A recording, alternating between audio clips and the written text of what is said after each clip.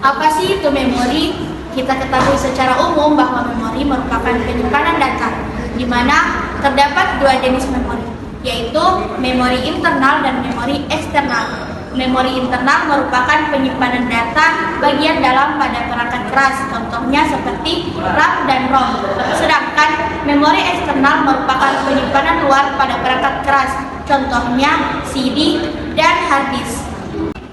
Perbedaan antara memori eksternal dan memori internal terbagi menjadi tiga. Yang pertama itu penyimpanan data. Nah, memori eksternal dapat menyimpan data lebih banyak dibandingkan dengan memori internal. Yang kedua yaitu akses data. Memori internal dapat mengakses data lebih cepat dibandingkan dengan memori eksternal yang transfer datanya lebih lambat. Yang ketiga itu portabilitas. Memori eksternal itu dapat dipisahkan maupun dipindahkan ke perangkat lain, sedangkan memori internal melekat secara permanen di perangkat. Ada tiga jenis memori eksternal, yaitu hard disk, USB flash drive, dan SSD atau solid state drive.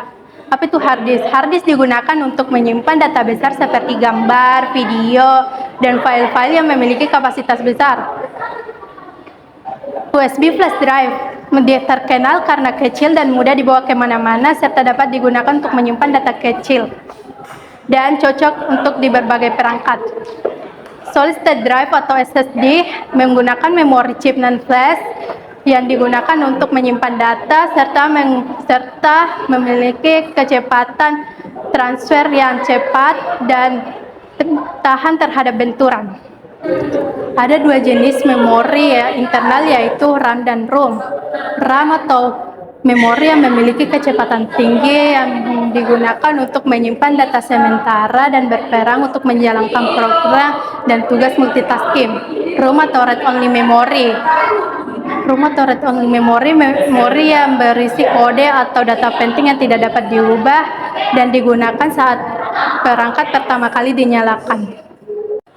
Nah, apa-apa saja sih keunggulan memori eksternal dan internal? Yang pertama, keunggulan memori eksternal.